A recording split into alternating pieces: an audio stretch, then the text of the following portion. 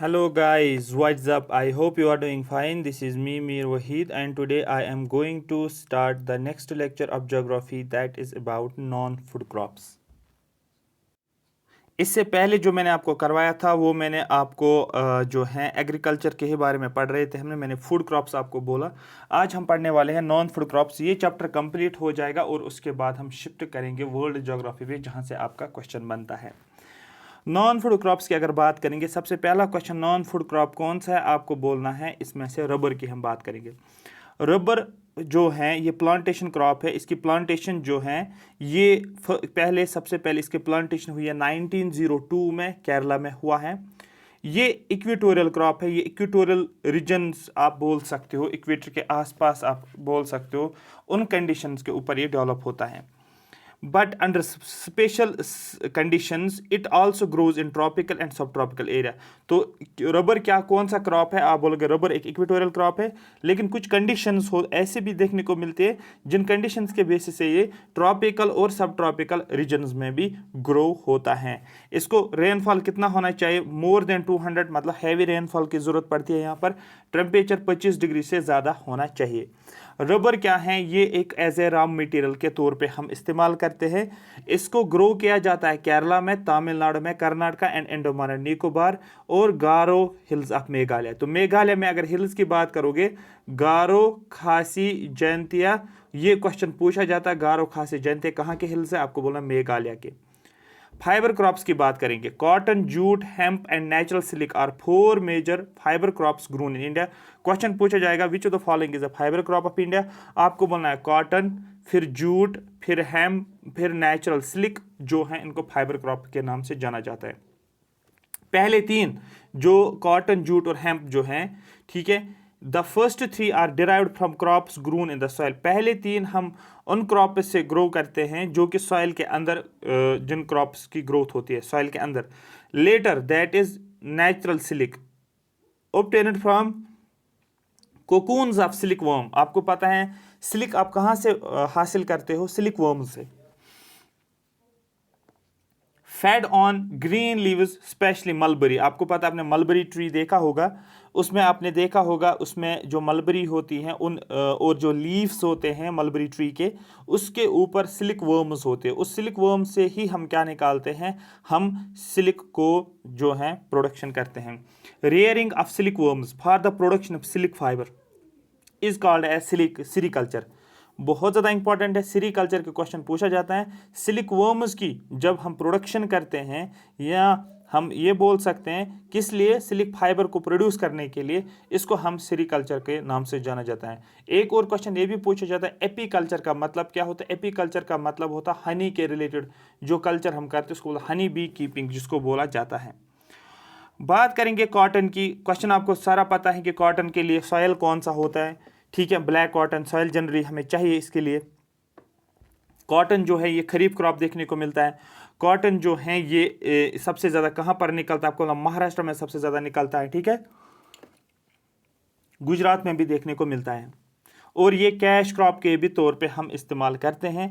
दूसरा, कॉटन जो है ये रॉ मटेरियल के तौर पे भी यूज़ करते हैं कॉटन इंडस्ट्री के लिए। India is believe to be original home of cotton plant. India जो है यहाँ पर सबसे, मतलब ये इसका होम है, ओरिजिनल होम, जहाँ पर हमें कॉटन देखने को मिलता है। India rank 2nd next to China for the production of copper. Question पूछा जाएगा सबसे ज़्यादा प्रोडक्शन कॉटन की कहाँ पर होती है? आपको बोलना है सबसे ज़्यादा प्रोडक्शन कॉटन की होती है चाइना में और उसके बाद इंडिया में होती है। India grows both short staple Indian cotton as well as long staple American cotton called Narma in north western part of country. Question ये भी बनता है कि इंडिया में कौन से टाइप ऑफ कॉटन को ग्रो होता है? क्या शॉर्ट कॉटन या लॉन्ग स्टेपल कॉटन? आपको बोला इंडिया में दोनों कॉटन ग्रो होते हैं, और ठीक है, जो हमारे पास लॉन्ग स्टेपल कॉटन को हम जनरली नाम बोलते हैं नरमा, ठीक है। और कॉटन के लिए कौन सा क्लाइमेट आप बोल सकते हो, या हम ये भी बोल सकते हैं कि कॉटन को ग्रो करने के लिए हमारे पास स्काई जो है, आसमान जो है वो होना चाहिए क्लियर स्काई, पूरा खुला आसमान होना चाहिए जब इन कॉटन प्लांट्स की फ्लावरिंग होती है। जूट के ऊपर आ जाएंगे। जूट, जूट का मतलब जो वेस्ट बंगाल के लोग ज़्यादा जूट बोलते हैं, तो आप बोलोगे सबसे ज़्यादा जूट निकलता है वेस्ट बंगाल में। West Bengal is a leading state both in cultivation as well as production of jute. ये ट्रॉपिकल फाइबर क्रॉप है, ये ग्रो होता है एलोवियल सॉइल्स में। यहां तक क्लियर हो गया। अब इसके बाद आप देखो, कॉटन का दूसरा नाम जो होता है इसको गोल्डन फाइबर के नाम से जाना जाता है। ये क्वेश्चन ऑलरेडी 2-3 एग्जाम्स में पूछा गया है। कॉटन को कहां पर यूज करते हैं? बैग्स बनाने के लिए, गनी बैग्स जो होते हैं, आपने देखा होगा जिसमें जनरली अगर आपने देखे होंगे मैन्योर आपने लाया होगा, खाद जिसको बोलते हैं शॉप से, फिर बड़े वो बोहरिया में जो बड़े होते हैं ना उनको गनी बैग्स होते हैं। मैट बनाने के लिए, रोप्स बनाने के लिए, यर्न बनाने के लिए, कारपेट्स बनाने के लिए और बाकी आर्टिफैक्ट जितने भी होते हैं उनमें हम जूट का यूज करते हैं। अब यहां पर एक क्वेश्चन आपका देखने को मिलता है, लार्जेस्ट क्रॉप्स प्रोड्यूसिंग स्टेट, सबसे ज्यादा कौन सा क्रॉप किस स्टेट में सबसे ज्यादा प्रोड्यूस होता है? राइस सबसे ज्यादा वेस्ट बंगाल में, बाजरा राजस्थान में, वीट उत्तर प्रदेश में, मेज आंध्र प्रदेश में, पल्सेस मध्य प्रदेश में। देखो प्रदेश प्रदेश प्रदेश आप याद रखोगे। अब यहां पर देखो प्रदेश प्रदेश आपका हो गया। अब यहां देखो डब्ल्यू, फिर लिखोगे यू, एम के लिखोगे ए, ठीक है, और पी से लिखोगे एम, ठीक है, पी एम। आप लिखोगे WU MA, आप MA करते हो ना हिस्ट्री में, पॉलिटी में। PM हो गया प्राइम मिनिस्टर। तो MA किया है प्राइम मिनिस्टर ने, प्राइम मिनिस्टर MA किया है। और उसके बाद ऊपर क्या लिखोगे? RW और BR, ठीक है। RW याद रखोगे, BR याद रखोगे, WU याद रखोगे, MA प्राइम मिनिस्टर ने किया है। ये सारी चीजें आप लिंक करके याद रखोगे। उसके बाद ऑयल सीड्स, कोकोनट सबसे, सॉरी ग्राउंड नट सबसे ज्यादा निकलता है गुजरात में, G से ग्राउंड नट, G से गुजरात। सोयाबीन मध्य प्रदेश में, S से सोया, M से मध्य प्रदेश, SM। मस्टर्ड राजस्थान में, M हो गया मस्टर्ड, R हो गया राजस्थान, ठीक है। सनफ्लावर, सनफ्लावर जो होता है ये कर्नाटक, आपको याद रखना है, ठीक है। अब याद कैसे रखोगे? ठीक है, यहां पर आप याद रखो ग्राउंड आपको पता है, ग्राउंड से निकला है गुजरात। सोया, ठीक है, ये सोया, ये मैड हो गया तो ये सोया, सोया से निकला सोयाबीन, मैड हो गया मध्य प्रदेश। मस्टर्ड MUS, ठीक है, मस, और दूसरा राजा, मस्त राजा, MUS हो गया मस्त राजा। सन, सन से क्या निकला? सन से कार आपने निकाली, कार से निकला कर्नाटका, ठीक है। इस तरीके से आप चीज़ों को विजुलाइज करके ही बना सकते हो। कैश क्रॉप्स की बात करेंगे तो ये भी क्वेश्चन पूछा जाता है कौन सा कैश क्रॉप होता है। आपको पता होनी चाहिए कैटेगराइजेशन, कौन सा कैश क्रॉप है, कौन सा फूड क्रॉप है, कौन सा नॉन फूड क्रॉप है। शुगर केन सबसे ज्यादा निकलता है उत्तर प्रदेश में, S हो गया शुगर, U हो गया उत्तर प्रदेश। कॉटन सबसे ज्यादा निकलता है गुजरात में, ठीक है, लीडिंग प्रोड्यूसर। महाराष्ट्र में भी निकलता है, लेकिन आपको ऑप्शन को टिक करना है, सबसे ज्यादा जो निकलता है लीडिंग प्रोड्यूसर जो है दैट इज गुजरात। कॉफी आपको कर्नाटका में है, टी आसाम में है, ये ऑलरेडी मैंने बताया आपको। सिल्क भी कर्नाटका में है, रबर केरला में है, टोबैको आंध्र प्रदेश में। अब देखो याद कैसे रखोगे आप, अगर आपने देखा होगा यहां पर, आप देखो कर्नाटका में पकड़ता हूं, कर्नाटका मैंने लिखा KR कार, या CR आप बोलो कार। एक तो आपने सन लिया, एक तो आपने कॉफी लिया, याद रखो कॉफी लिया, कितने हो गए? एक आप मैंने सिल्क लिया, ठीक है। सन सिल्क, सन सिल्क आपको याद होना, सन सिल्क एक शैम्पू भी आता है ना सन सिल्क का।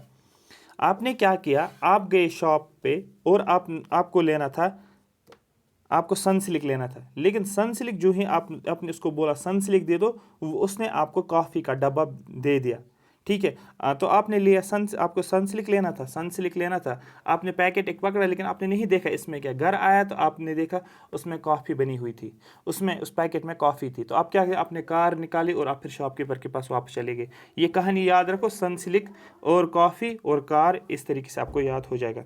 यहाँ तक क्लियर हो गया? हाँ सर हमें क्लियर हो गया है। फिर गुजरात की बात करेंगे। गुजरात में अगर देखोगे आप, गुजरात में आप देखो यहां पर ग्राउंड नट, ठीक है, ग्राउंड की बात करेंगे गुजरात, ठीक है। ग्राउंड और रैट याद रखो, गुजरात से निकला रैट, ग्राउंड पे एक रैट था, ठीक है। उसके बाद कॉटन, उसने क्या किया है, उसने जो है, ठीक है, कॉटन 1 टन जो है, 1 टन याद रखना, कॉटन से निकला टन, तो गुजरात और टन आप याद रखो, ठीक है। तो मैंने क्या लिखा, गुजरात, गुजरात से एक तो आप याद रखो ग्राउंड नट, और क्या याद रखोगे ग्राउंड नट, 1 टन का ग्राउंड नट, तो टन से निकला है ग्राउंड, टन से निकला है कॉटन, ठीक है। और भी चीज़ें आप याद रखो। आसाम तो आपको पता ही है, टी जो है ज़्यादा प्रोडक्शन हो रही है टी की। उसके बाद एक और चीज़ लिस्ट ऑफ इंपॉर्टेंट है, यहाँ से आपका एक डायरेक्ट क्वेश्चन बनता है, ये वाला क्वेश्चन, ये टेबल भी आपको याद रखना है, ये वाला क्वेश्चन आपको याद रखना है। रेवोल्यूशंस, एग्रीकल्चर रेवोल्यूशन, जैसे ग्रीन, ग्रीन आप बोलोगे फूड ग्रेन्स, फूड ग्रेन्स को लिंक करोगे जनरली वीट की हम बात कर रहे हैं, बहुत ज़्यादा इंपॉर्टेंट है, याद रख लेना इसको। Green revolution food grains, food grains में वीट आप याद रखो। वाइट से निकला milk, white revolution milk production, white दूध होता है तो मिल्क प्रोडक्शन। पोटैटो राउंड होते हैं, आलू जिनको बोलते हैं इसको राउंड रेवोल्यूशन बोलते हैं। रेड रेवोल्यूशन मीट आप देखोगे, मीट क्या होता है, रेड मीट होता है, टमाटोज भी रेड होते हैं, तो मीट और टमाटो के लिए भी, टमाटर जो होते हैं ना इनको भी, और मीट के लिए भी हम क्या करते हैं, रेड का यूज करते हैं, कलर इनका रेड होता है, बोल सकते हो। सिल्वर, सिल्वर जो होता है कॉटन, तो आप बोल सकते हो मैंने कॉटन लाया उससे सिल्वर क्लोथ्स बना लिए, तो आपको समझ आएगा सिल्वर फाइबर रेवोल्यूशन, ठीक है। जैसे जूट को हम गोल्डन फाइबर, इसी तरीके से कॉटन को हम सिल्वर फाइबर। सिल्वर, एक और सिल्वर फाइबर रेवोल्यूशन याद रखना है, एक है सिल्वर फाइबर रेवोल्यूशन, दूसरा है सिल्वर रेवोल्यूशन। कंफ्यूज नहीं होना, सिल्वर का मतलब पोल्ट्री प्रोडक्शन या एग प्रोडक्शन, पोल्ट्री में एग्स होते हैं ना। एवरग्रीन, एवरग्रीन का मतलब ओवरऑल प्रोडक्शन ऑफ एग्रीकल्चर, जितने भी एग्रीकल्चर चीजें उनकी प्रोडक्शन। येलो, ऑयल सीड की प्रोडक्शन येलो होता है, मस्टर्ड ऑयल देखो येलो, सनफ्लावर देखो yellow colour. Blue revolution, fish, fish पानी में रहती है तो पानी ब्लू होता है, इस तरीके से आप बोल सकते हो।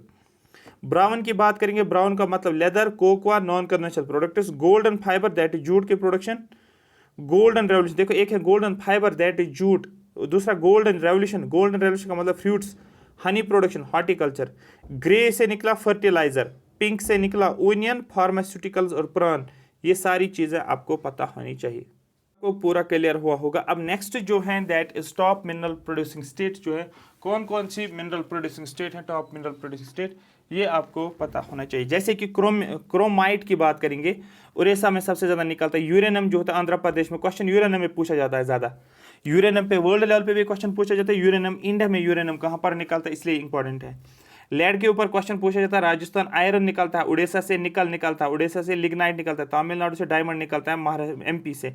कॉपर भी एमपी से, नेचुरल गैस आसाम से, कोल झारखंड से, मैग्नीज उड़ीसा से, बक्साइट उड़ीसा से, माइका आंध्र प्रदेश से, गोल्ड कर्नाटका से, लाइमस्टोन आंध्र प्रदेश, ठीक है, ब्राइट्स जो है, ठीक है, ये आंध्र प्रदेश। क्वेश्चन कौन सा याद रखना आपको, एक तो यूरेनियम याद रखना है, आंध्र प्रदेश कितना हो गया, लेड भी याद रखोगे, क्वेश्चन पूछा जाता है, डायमंड याद रखोगे, कॉपर भी याद रखना आपको, नेचुरल गैस के ऊपर क्वेश्चन पूछा जाता है, बहुत ज़्यादा इंपॉर्टेंट है, एग्जाम में पूछा जाता है, ठीक है। कोल झारखंड में आपको पता है, झारखंड जो कोल में सबसे ज़्यादा माना जाता है, और बक्साइट जो है ये भी पूछा जाता है, गोल्ड भी आप याद रखोगे। अब आप बोलोगे सर ये कैसे इतना याद रखेंगे, याद आपको रखना है, आपको कोड बनाना है, लिंक करना पड़ेगा आपको। जैसे कि क्रोमियम को आप करो क्या, ठीक है, माइट आप याद रखोगे और फिर लिखोगे ऑड याद करोगे, उसके बाद ठीक है यूरिया लिखोगे और फिर लिखोगे यहाँ पर अंधेरा, ठीक है, यूरिया और अंधेरा, इस तरीके से आप लिंक बोल सकते हो, कर सकते हो, ठीक है। नेक्स्ट जो हमारा रहेगा वो रहेगा टाइप्स ऑफ इंडस्ट्रीज, कौन कौन सी इंडस्ट्रीज है, कहाँ कहाँ पर यूज होते हैं, इसको हम देखेंगे। मैन्युफैक्चरिंग इंडस्ट्रीज, इंडस्ट्रीज को मैन्युफैक्चरिंग जब हम बात करते हैं, क्योंकि क्वेश्चन ये पूछा जाता है इंडस्ट्रीज पे, इसलिए आपको यहाँ पर ये भी पढ़ना है। Production of goods in large quantity after processing from raw materials to more valuable products is called manufacturing. Manufacturing आप किसको बोलते हो, जो भी आपके पास कोई भी चीज़ होता है, फॉर एग्जांपल आप बोलते हो हमारे पास क्या होता है, हमारे पास शुगर केन, शुगर केन क्या आ गया, आप बोलोगे sugarcane as a raw material आपने ले लिया। अब इस शुगर केन को आप क्या करोगे, ठीक है, इस शुगर केन से आप शुगर बनाओगे, जो ही आपने इसको शुगर निकाला, ये मतलब हो गया इसने आपने मैन्युफैक्चरिंग की है, आपने एक वैल्यूबल प्रोडक्ट बना लिया है। जैसे कि आपके पास लेदर है, लेदर का यूज़ करके आपने एक शूज़ बना लिया, तो आप ये बोल सकते हो ये इसकी जो है मैन्युफैक्चरिंग हो गई है। तो यही होता है production of goods in large quantities, goods की जब हम प्रोडक्शन करते हैं काफ़ी मकदार में, after processing from raw material, ठीक है, after processing from raw material, जब हम रॉ मटेरियल को प्रोसेस करते हैं, जैसे कॉटन से हम क्या बनाते हैं, यर्न बनाते हैं, फिर यर्न का यूज़ करते हैं, शर्ट्स बनाते हैं, कपड़े बनाते हैं, और वो जो फाइनल प्रोडक्ट जो होता है वो एक वैल्यूएबल प्रोडक्ट आपको देखने को मिलेगा। इस पूरे प्रोसेस को ही मैन्युफैक्चरिंग हम बोलते हैं, किसी चीज़ को मैन्युफैक्चर करना, ठीक है।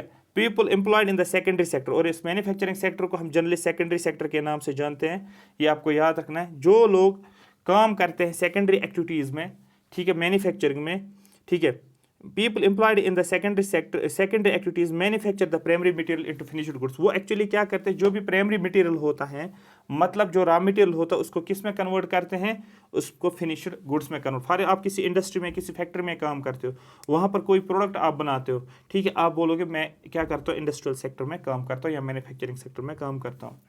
The workers employed in the steel factories, car, breweries, textile industry, bakeries, ठीक है, bakeries etcetera fall into this category. For example steel industry में, कॉटन इंडस्ट्री में, जो जो इंडस्ट्रीज हैं, जो भी इसमें एम्प्लॉयज़ काम करते हैं, इनको हम क्या बोलते हैं, इनको हम बोलते हैं people employed in secondary sector. अब क्वेश्चन फिर से यहाँ पर बनता है, एक क्वेश्चन यहाँ पर भी बनता है कि इंडस्ट्रीज़ को हम किस तरीके से क्लासीफाई करते हैं। इंडस्ट्रीज़ को क्लासीफाई करने के लिए हमारे पास बहुत सारे तरीके हैं, साइज़ के बेसिस पे, कैपिटल इन्वेस्टमेंट के बेसिस पे, लेबर फोर्स के बेसिस पे, ठीक है। इंडस्ट्रीज़ को हम क्लासीफाई करते हैं लार्ज, मीडियम, स्मॉल और कॉटेज इंडस्ट्रीज। क्वेश्चन पूछा जाएगा on the basis of size, कौन कौन सी इंडस्ट्रीज़, आपको बोला साइज़ हो गया या तो छोटा, या तो बड़ा, या तो दरमियान वाला, तो डेफिनेटली आपको सीधे पता चलेगा on the basis of size हम इंडस्ट्रीज को क्लासीफाई करते हैं लार्ज, मीडियम और स्मॉल स्केल, ठीक है, समझ आया।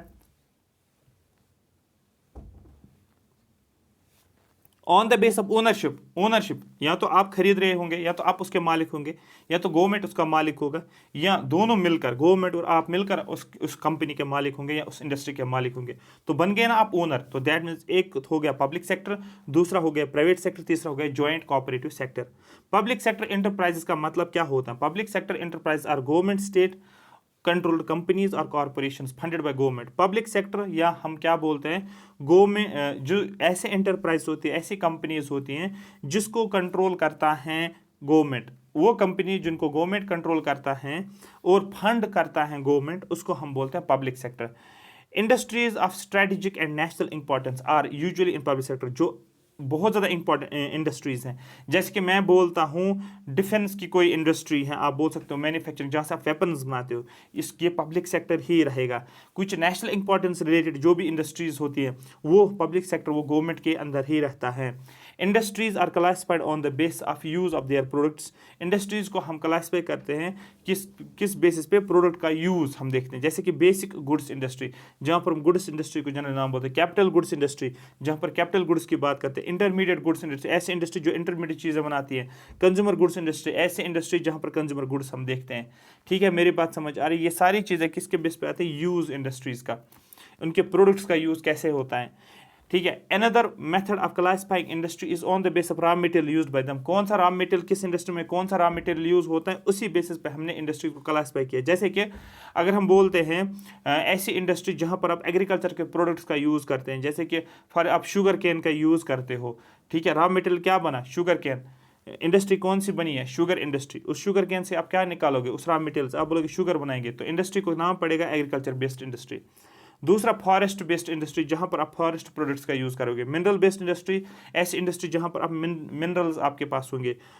And industrially processed raw material based industries, ठीक है, बहुत सारी इंडस्ट्रीज हमारे पास हैं।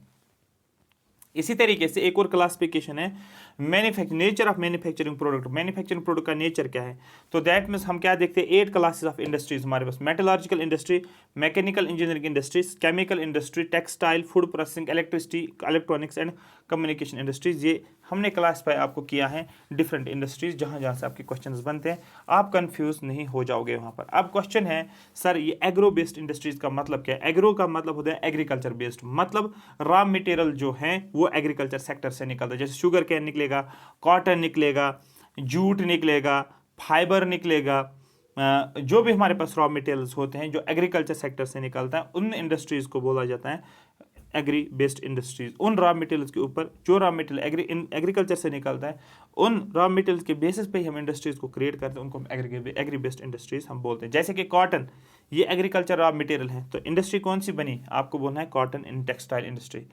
इसी तरीके से हमारे पास जूट, वो भी कहाँ से निकलता है, एग्रीकल्चर प्रोडक्ट है, दैट इज जूट इंडस्ट्री।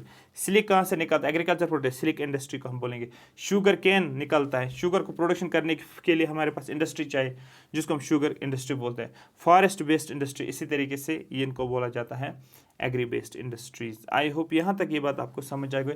कल हम इसको फिनिश करेंगे, कॉटन टेक्सटाइल इंडस्ट्री को पढ़ेंगे, किसके साथ कहाँ पर कोलैबोरेशन की गई है, क्योंकि ये क्वेश्चन पूछा जाता है किस टाइम पे जब स्वदेशी मूवमेंट आया उस टाइम पे क्या चला था। डायरेक्ट क्वेश्चन बनते हैं, इसमें से बहुत ज़्यादा इंपॉर्टेंट क्वेश्चन बनता है। और किसकी कोलैबोरेशन में जो है कॉटन इंडस्ट्री को बनाया गया है, जैसे कि यहाँ पर आप देख भी सकते हो, जूट इंडस्ट्री किस रिवर के ऊपर, ठीक है। और पार्टीशन के बाद क्या हुआ, सिल्क इंडस्ट्री की अगर बात करेंगे ये किस पे बेस्ड है। इसी तरीके से शुगर कैन इंडस्ट्री, सबसे बड़ी शुगर कैन इंडस्ट्री कहाँ पर है। ये पेपर इंडस्ट्री भी हम देखेंगे, ठीक है। ये भी एग्जाम्स में क्वेश्चंस पूछे गए, इसलिए बहुत ज़्यादा इंपॉर्टेंट है, यहाँ पर इसको माना जाता है। जैसे कि रोरकेला आप स्टील प्लांट देखोगे, इसको सेटअप कब किया गया, क्वेश्चन पूछा गया, ठीक है, सुंदरगढ़ डिस्ट्रिक्ट उड़ीसा में। इसी तरीके से बेहलाई जो है ये कहाँ पर किसकी कोलैबोरेशन में बनाया गया है, आपको बोलना है रेशियन कोलैबोरेशन के साथ। इसी तरह दुर्गापुर जो वेस्ट बंगाल में किसकी कोलैबोरेशन में बनाया गया, यूनाइटेड किंगडम। ये एक्चुअली क्वेश्चंस पूछे गए हैं। इसी तरीके से बोकारो जो है ये कहाँ पर सेटअप किया गया है, आपको बोला 1964 में, उस टाइम बैटल ऑफ बक्सर भी हुआ था, ठीक है। और यहाँ पर किस कोलैबोरेशन में, रेशियन कोलैबोरेशन में। तो ये सारी चीज़ें जो है आपको क्वेश्चन पूछा जाता है। Thank you so much for watching me.